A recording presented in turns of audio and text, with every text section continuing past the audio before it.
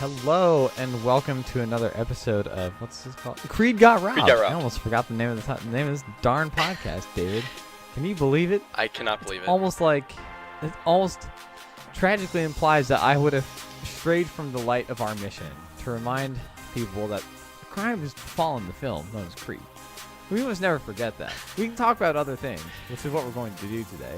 But everything really boils down to the fact that Creed got robbed. Completely. Okay. 100%. Yes. Heist of the century. It's like number 1, Creed got robbed. Number 2, the Lindbergh baby. Like that's it. Like this, and then everything else is just tied for last week. That's it. But yeah, we've got a couple things. We're gonna talk about a couple of movies we saw recently that we think are worth discussing, and then I think we're gonna follow up a discussion that was we was a little heated in our little chat, and we're like, people need to hear about this. We need to air out this laundry because David's got some takes. I don't think I agree with him, but I do. We'll get there when we get there. I have a pretty spicy take on something, and he's got yeah. And okay. I regret bringing this up in conversation because the thing that we're going to talk about is so well beloved by many that I just feel like a complete jerk when I bring it up. But we'll talk about it. We'll talk about it. It's okay. It's when will these kids learn? I don't know what to tell them, but we'll someday you'll learn. But first, let's talk about some movies that we saw recently. Dave, would you like to go first? Sure. What movie have you seen recently that you think is worth discussing? So, the last thing I saw was this independent movie called The Immaculate Conception of Little Dizzle. So that's an independent movie, all right. Yeah, and it definitely is shot like one. Like a lot of mistakes in filming. There's a couple shots where you can see the reflection of cameras. Like it's really, really low budget. But the premise is actually what kind of hooked me. And just from reading the synopsis online, basically, a company is selling cookies that impregnates janitors. That's literally the premise. That's a pretty great premise. Yeah. I'm not gonna lie. So I don't want to I would recommend people to watch it. So I don't want to give too much of it away. But yeah, basically these janitors eat these self-warming cookies that forces them to have little blue fish babies. And the reason I liked it so much is because it so it's absurd to be absurd, which I'm a fan of movies that try to just be absurd.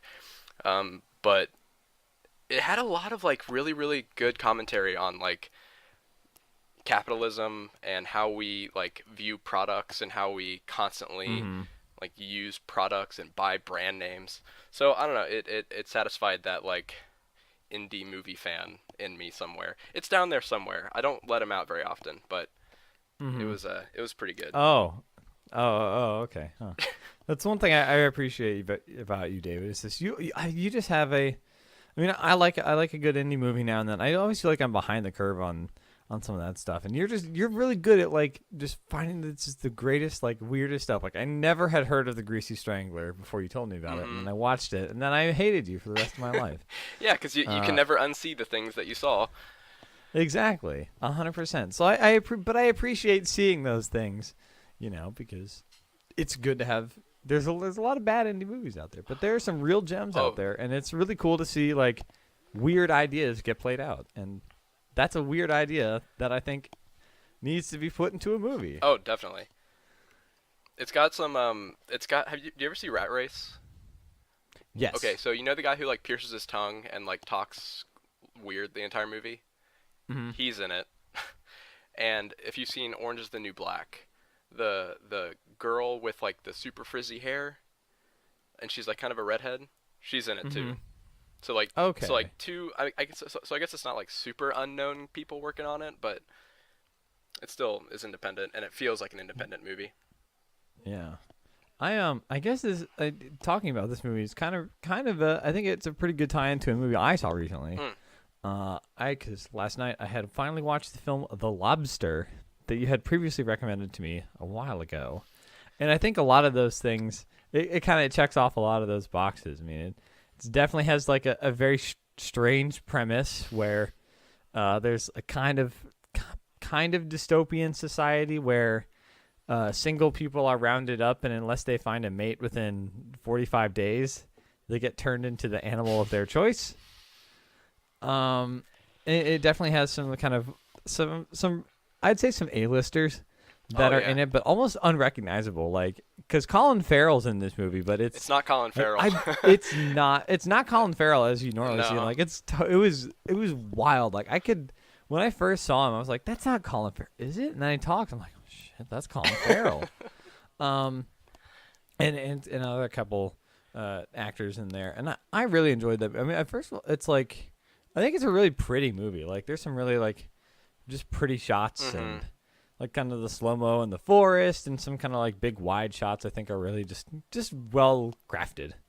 I think it definitely kind of has like a deadpan, quirky humor because it's kind of absurdist. Oh yeah, that definitely is. Under the like the things people are saying, it's like they sell it like they play it straight. But I think you're supposed to laugh at a lot of things they're saying. I think so too. Yeah. Because it like kind of like this movie you had just mentioned, it definitely comments on like it's kind of talks a lot about how like relationships have rules, but this movie is like it cranks it up to 100, so it's like literally by law that you have to have some dumb thing in common with somebody else to engage in a relationship with them, and so it's kind of an interesting commentary on all the rules around relationships and what that means, and I thought it was pretty enjoyable. Yeah, it's definitely a good one. Yeah, and I guess another film I guess that is to go in a completely different direction here. I recently saw Marvel's Guardians of the Galaxy Volume 2. Indie hit of the summer. Indie hit of the summer. Calling it now. It only made like $20 its opening weekend. Yeah. And by $20, I mean like $140 million, which is nuts. Like that's so stupid. Marvel's taking over the world. Seriously, like it's so I guess my thoughts on the movie. I mean, so it's I don't know how to feel about it. Like, cause I mean, the first Guardians of the Galaxy was kind of lightning in a bottle. I mean, nobody really saw it coming. I mean, nobody was really familiar with the premise of these characters, or like the humor that they were going to go for. So, I think just by nature of being aware of, I guess, what to expect. It's when they kind of do this. I mean, when they kind of do the same thing, it just feels it feels familiar. I mean, I really enjoyed it. Like there's some great jokes in there, and some cool set pieces. But it really is less of a surprise, and I don't think that's that movie's fault. Yeah. Like I guess it just it did more of the same. It was good. I appreciate it, more of the same because it's a Marvel movie. I don't need it to like reinvent like filmmaking as we know it every time. Film. Oh, we need to have the subtle glasses push. the subtle Very nice. The subtle glasses push every time you mention film. Guardians is a movie, but the Lobster is a film. And I think that's kind of, I guess, just a general summary. Is it's familiar, but I think a lot of the between like the jokes, the action set pieces, like the soundtrack is pretty fun. Has some kind of good cues in it. I mean the acting. I think all of that. Like I'm a big Kurt Russell fan, and I think he does a great job in this movie. I think he brought a lot of I guess energy and I guess interest in a character that is sometimes not Marvel, in an area that is not Marvel's strong suit. He plays Ego, is that right? Yes. Okay. His character's in Ego. Okay. I haven't seen it, but I've just read like brief summaries of it. So. Yes. So I think I think of the I guess the opposite leading character actors in Marvel movies. I think he delivers a pretty memorable performance. So a lot of those kind of like trappings elevate a movie that I think has a really kind of simple, just kind of I don't want to say road, but it's very, you can see where it's going very early on. And it's not to say like I wasn't like surprised or, I mean, it's like the way with all these superhero movies, you can kind of see what the arc is, but it felt familiar in a way that I guess, I mean, I don't know, like Doctor Strange is a pretty standard superhero movie, but I guess even though that's a pretty straightforward kind of movie, like it was like the roadmap I could put together in my head of where Guardians was going to end up by the end of the movie was like, it was pretty crystal clear. And again, that's not a fault. Like it's, again, like kind of like all those elements, like the colors it's a really colorful movie. I think sometimes Marvel movies have been like kind of gray, have a kind of grayscale problem in like previous entries, but this one is just like, it's like, whoa, like I think they've like switched to like new cameras or something, because it just there's like just a lot more dynamic colors. Like it's just like, wow, this is a spectacle, which is kind of fun. And I wouldn't be surprised if Peter Gunn, he did all the writing, all the directing for that movie, for the first and the second one. I think the first one actually had someone else working on it too, but they're like his babies. Like when you hear about him in interviews, like the Galaxy of the Guardians movies, like those are his like love childs.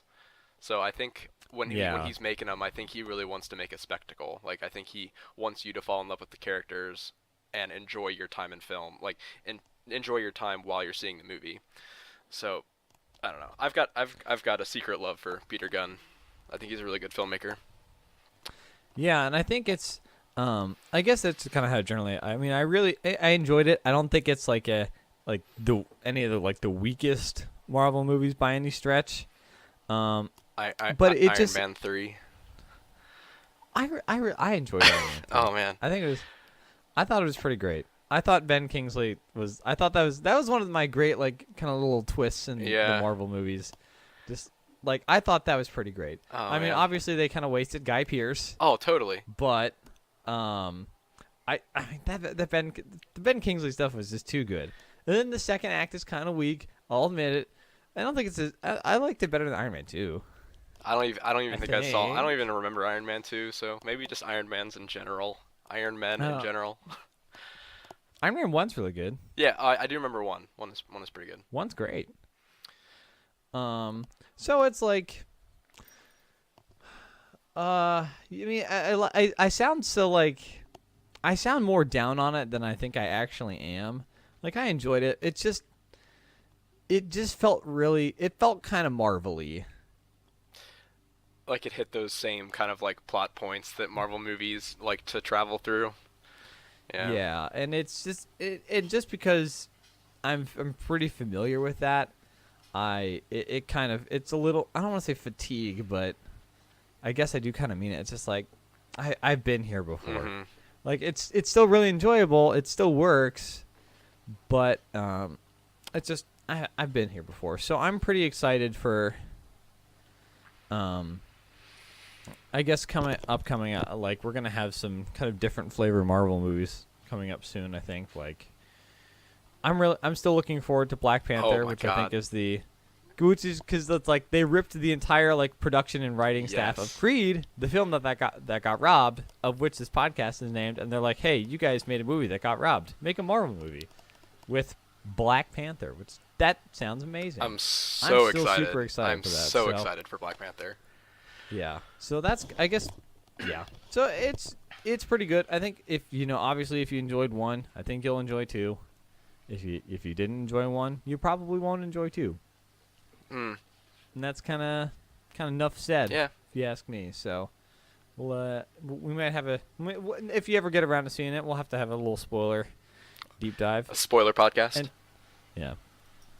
I guess parting shot. Kurt Russell did a really good job. I really like Kurt Russell. I like Kurt Russell in anything. So yeah, I've heard a lot of people commend his performance. And I think where they drop the ball with characters like his sometimes. I think he really excelled. Cool. And they didn't drop the ball there. So, Nice. I guess moving on to our kind of secondary topic here. So, recently, a new trailer appeared for Blade Runner 2049, a sequel to Blade Runner. Yep. That is starring actor Ryan Gosling. No. And I had sent this trailer to David a couple days ago, and I was like, wow, this movie looks like I like the production design here. I think there's some pretty cool stuff going on. I'm intrigued by this. I like this. I really liked Arrival and Sicario, so I can't wait for this director's this movie. And it's got Ridley Scott's name on it. Like, yeah. I mean, he doesn't knock it out of the park every time with, No. as seen by Alien Covenant, but he makes not bad movies. Yeah. Yeah. And then David, like, the first thing he says back to me is, "Man, fuck Ryan Gosling." And I think you need to explain yourself, David. Why fuck Ryan Gosling? Okay, Why do you not like hold him? On. Let me load up on this coffee real quick. Let me just take a sip. Let me do. Okay, so I have nothing against him. As a person, he's probably a great person. He's probably a super nice guy to talk to. Probably go out to eat with him. He probably drinks some kind of like cool drink, tell you about it, tell you about the history of the drink. Eats at the chillest restaurants. Yeah, like, hangs out with the coolest dudes. He's like, "Oh, you want to go see like the Pixies? They're going to be in town." So like, okay, yeah, like this guy's cool. Like, he's a cool guy. I'd like to hang out with him. I swear to God, if he continues to get roles like this, I'm going to lose my mind. Like, he should not be in dramas. I'm sorry. He needs to stick to like romantic comedies, because whenever he's in a movie, he plays Ryan Gosling. Like, so great films like La La Land is what he should stick with. Where he plays a sarcastic, attractive young man who is out of place in his little area. No. Sorry, you're thinking of Drive, which he plays the awkward, handsome young man who is out of place in his little area. Oh, no. Actually, you might be thinking of, was it Place Beyond the Pines, where he plays where he plays an attractive, tattooed young man. Whoa, he's tattooed this time. He's really embracing his character. I don't know, man. I just drank that coffee, and like, my hatred for Ryan Gosling is flowing through me right now. Mm-hmm. But this Blade Runner trailer, though, getting back to it, the fact that like we have this really, really visual director, we have a super cool premise, we have a sequel to a movie that I need to rewatch because I kind of forget it, but I remember enjoying it. It's critically acclaimed, and literally the movie is about acting. It's dialogue driven, and you're gonna tell me that Ryan Gosling is gonna be able to carry that movie? No, there's no chance. He was nominated for a Best Actor. Not the. Oh no! I just killed David. Oh no! Are you saying that the Academy of Arts and Sciences would get something wrong, David? Oh, never. I would never challenge their. We would never wisdom. do that on a podcast called Creed Got Robbed. No, never. We would never do that. Never.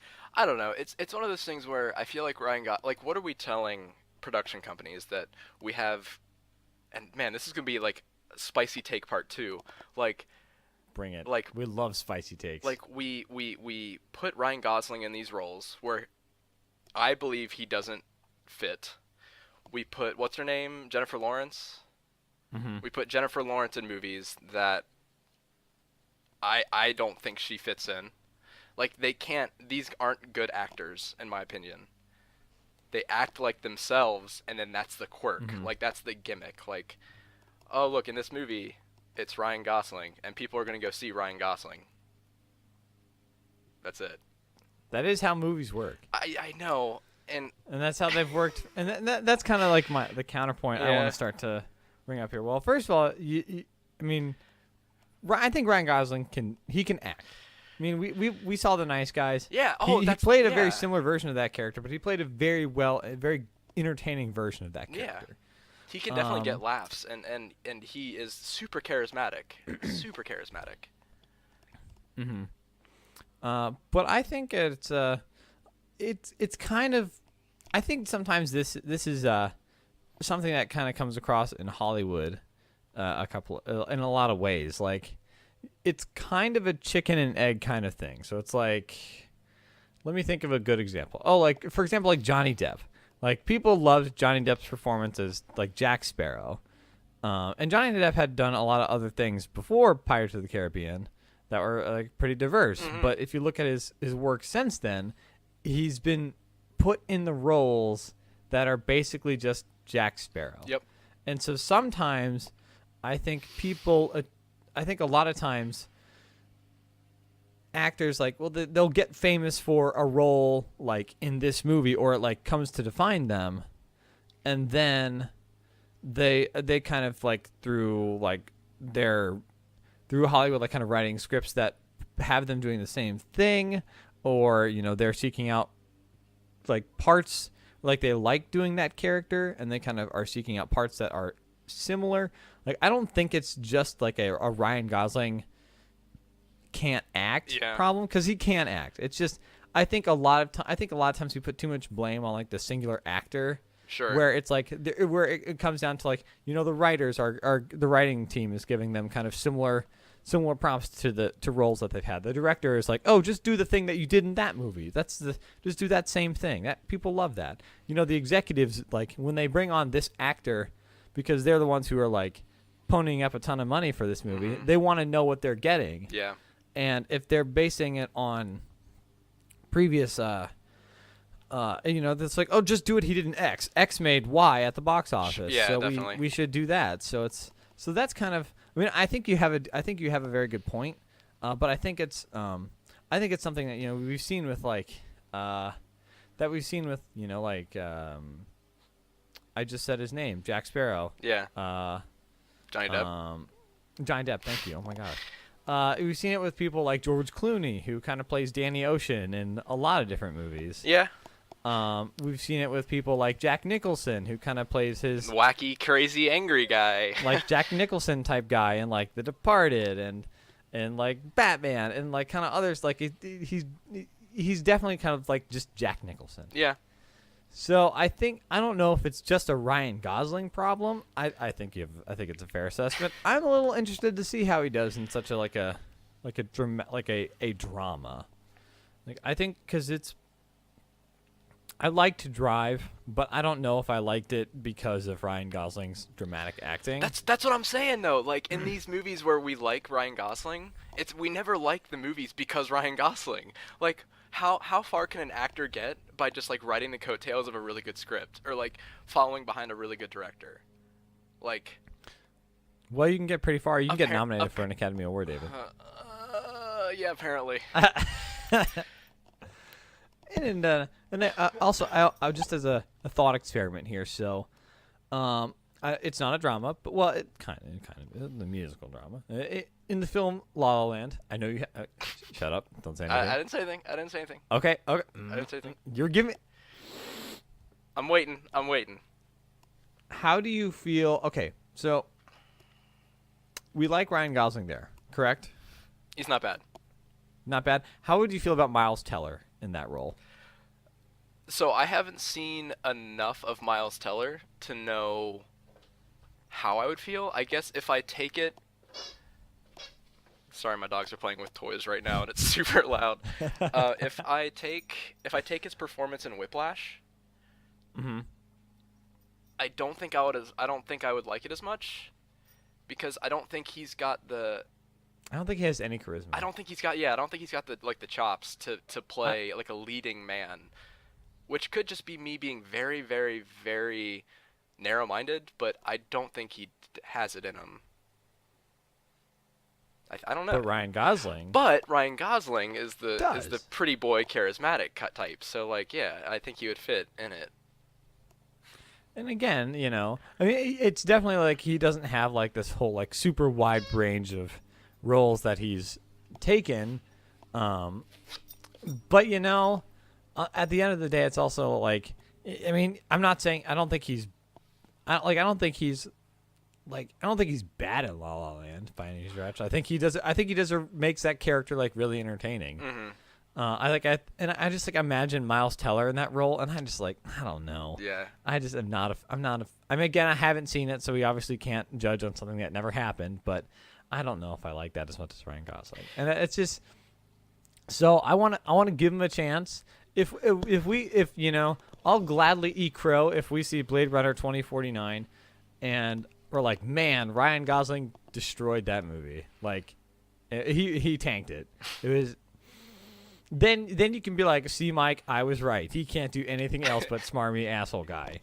And be like, well, maybe he should stick to that and make tons of money doing that because that works for him. And he's really good at that character. Yeah. I'm just saying it's not only Ryan Gosling's fault. That's true. He's put in that position. It happens with countless other actors and countless other movies, and it could just be the way the trailer for Blade Runner 2049 was edited. Mm-hmm. But like, I understand they want to show how diverse the locations will be.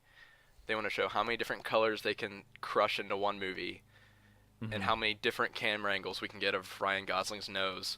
But like, yeah, like above it, below it, to the right of it. Oh, look at his left nostril. But like, I'm worried that the story is going to suffer because we want to give Ryan Gosling more screen time. I guess that's what I'm worried about.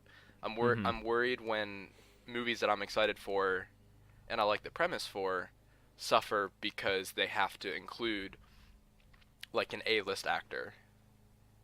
I guess. Like, so yeah. Thinking like, did you see The Passengers or the sci-fi movie? No, I didn't.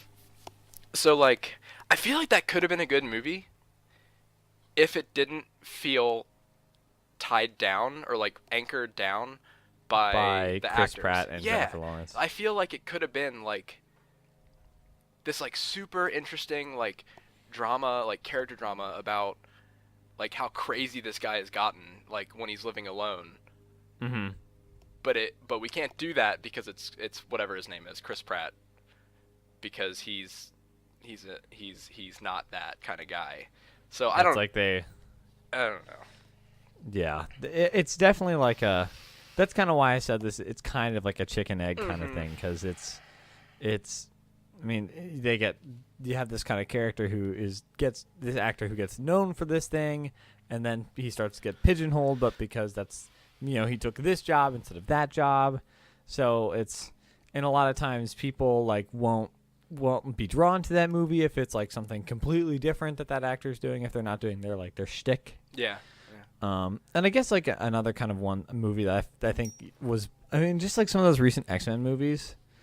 Not Logan, but like Apocalypse, and I just feel like Jennifer Lawrence is just.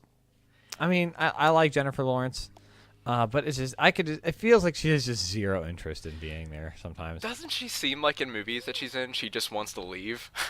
like, yeah. like I get that feeling Jennifer. from her. Like, I know. Every time she's on screen, she like has something better to be doing with her life. And that's not a hit on her. That's a hit on like the people who hire her, I guess. Yeah, and it's just like I imagine I can't remember how they do the Mystique makeup for her. I don't know if she's like in a chair for like 8 hours for anything for it because I think I remember she had like a reaction to it when they were doing First Class, but it feels like just like it's like she's like constantly mad at her agent that she's still doing these movies. Exactly. Yeah, I get that. But it's like that's how people like Jennifer Lawrence, and that's how that movie sells. Is like by putting Jennifer Lawrence in the movie, which is that's how movies work. In my beloved X-Men movie, though, it hurts me.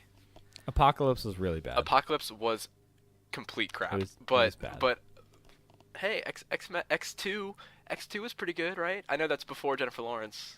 Ugh. But like, that one was pretty. That's the one with Nightcrawler. Nightcrawler. Yeah, that was pretty good. Yeah, I like that one. That one's good. What? I'm trying to think. I still think I really liked First Class. I think First Class might be my favorite X-Men movie, probably because it's the best one. Well, Logan's pretty good. Yeah, I haven't seen Logan yet, but I think First It's- Class would be my favorite one. Yeah. Well, David, that was a pretty good little discussion here. I hope we'll see how the Ryan Gosling Defense Force obliterates you for these takes, and you can repent and thou shalt be saved. I feel like I sin every time I think the thoughts that I do. Thought crime. Well, hey, I think that was a pretty good episode. I think we can call a wrap there. Okay. You can find Creed Got Robbed in the usual places. You'll get this in your Unscripted Gaming podcast feed. We'll be tweeting out takes and all the usual places, so come get them while they're hot. Thanks again for joining me, David. Oh, thank you for having me, Mook.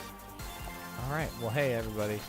Have a good week, and don't forget that Creed got robbed.